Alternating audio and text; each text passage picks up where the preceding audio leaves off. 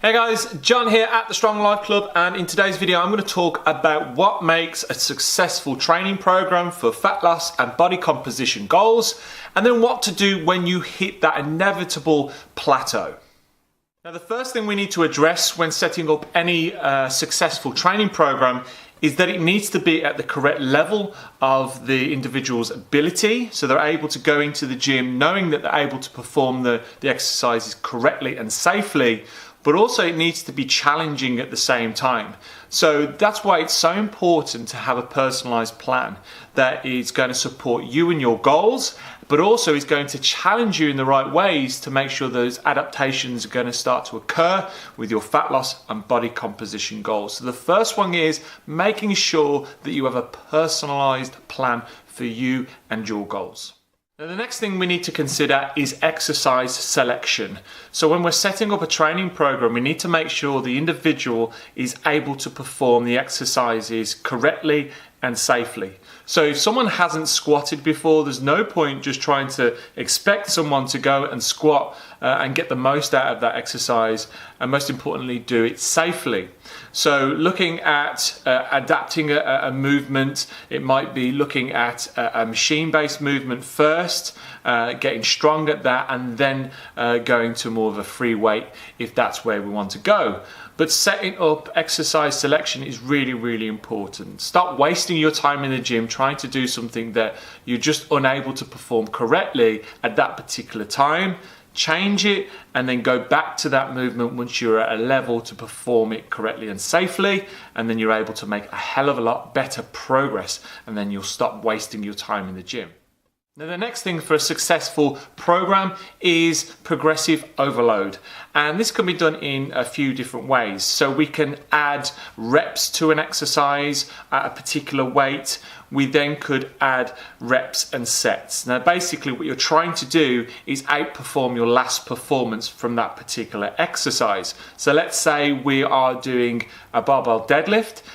We did 6 reps with 60 kg on the bar. The following week we're going to try and get an extra rep or an extra couple of reps. Once we get to the top of our rep range, we then can add more weight to the bar.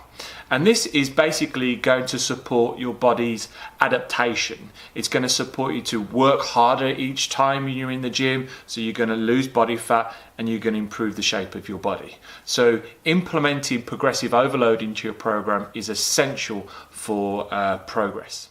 Now the next one I'm going to talk about is mastering the movements. So instead of just adding more and more exercises to your training program, trying new things all of the time, try and master exercises that you know of at the moment. So let's say you are squatting, getting the most out of that, improving your ability to squat is going to get you a hell of a lot more progress than if you were to just add more movements and just try and add more volume.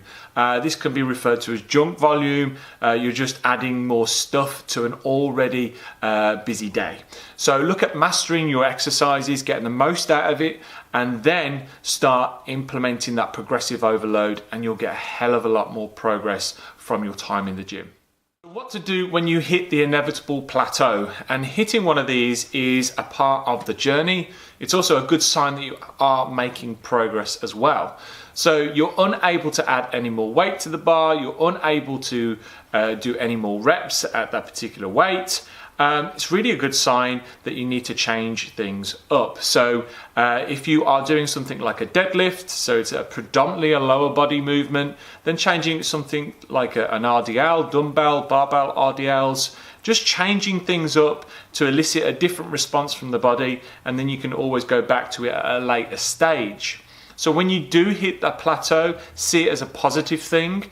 This usually happens around 5 to 6 weeks into a really successful program, and you just need to change up the movement to something a little bit different that's going to still hit those target muscle groups, but going to hit them a little bit differently. It's also going to give your ability to recover better and get away from any kind of injuries that you might be starting to occur if you were just to keep doing the same movement over and over again, particularly when you have got to a stage where you're finding it really, really difficult. So plateaus are positive, just change things up when you hit them. And the last point I wanted to make is putting time together. So nothing was ever really achieved over 2 to 3 weeks. So putting a successful program together that lasts 6 to 7, 8 weeks is really going to allow you to see that progress that you've always wanted to see. Once you get to the end of that 6, 7, 8 weeks, you're probably at a stage where you're wanting to change things up and push through a particular plateau that you've reached. So consistent amount of time is really, really essential for long-term success. So guys, I hope you found those points helpful. Start implementing them into your training program, or if you want to learn more about what we do and how we can help you to start moving towards some of the goals that you've set yourself in and outside of the gym, then hit the link that's connected to this video and we can arrange a call to discuss how we can help. So have a good day and I'll see you in the next video.